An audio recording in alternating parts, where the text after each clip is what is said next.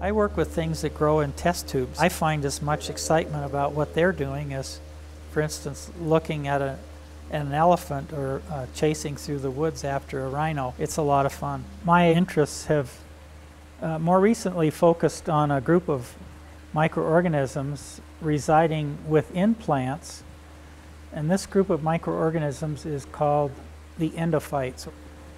These organisms, strangely enough, many of them are unknown to science. That is, we don't even know their names. They reside in the living tissues of plants.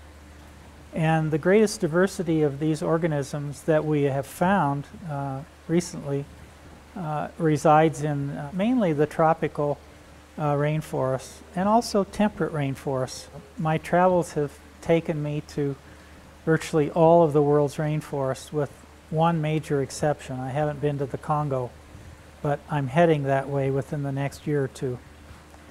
So what we have found are organisms making new antibiotics, anti-cancer agents, antioxidants, organisms that make interestingly volatile antibiotics.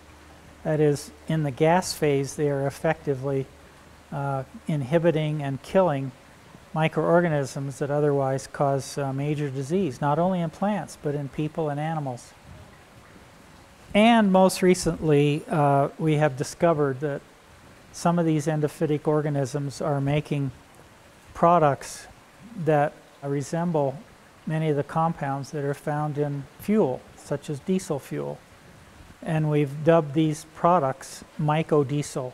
Myco meaning fungal, and of course diesel implying fuel, fungal fuel.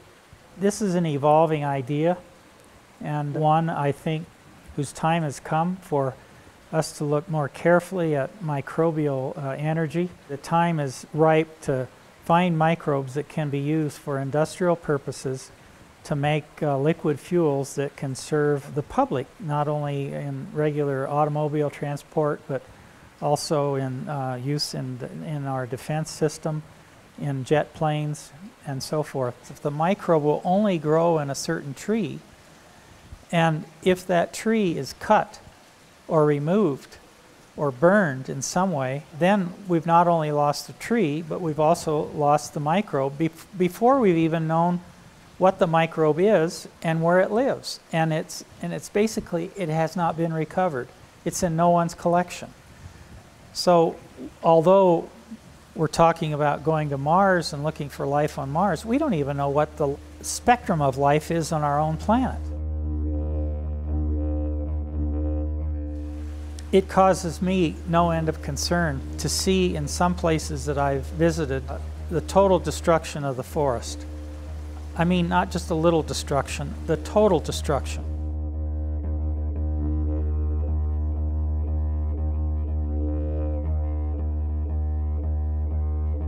We have to sort of look at other creatures in ways in which we don't feel superior, but we marvel at what these creatures, from the very smallest to the very largest, are able to do, and respect them for that.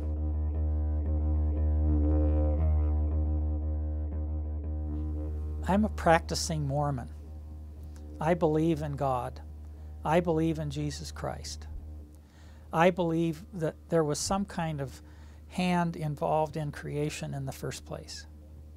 If you're going to make something, you have to have a plan. Without a question, there's evolution. But evolution does not explain creation.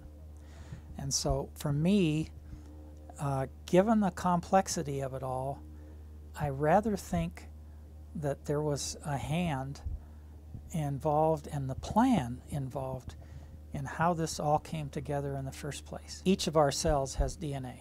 The DNA of a human cell has approximately 6 billion base pairs. That's a lot of base pairs. DNA is a double helix, and in the double helix, bases are paired.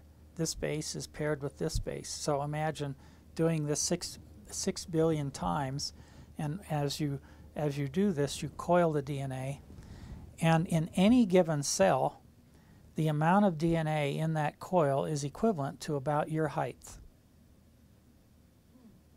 Now, you have about 3 trillion cells in your body. Take the DNA of each one of those cells and stretch it out. It would be the distance equivalent from here to the moon. That's a lot of stuff. Just in one body. Making a life form, imagine, it's incomprehensible to put together 6 billion base pairs and do it in an organized fashion so that everything functions and dictates the outcome of those 6 billion base pairs. This is incomprehensible. Is it possible to think that as a Christian, if there's life eternal, what is it that you're going to be doing in life eternal?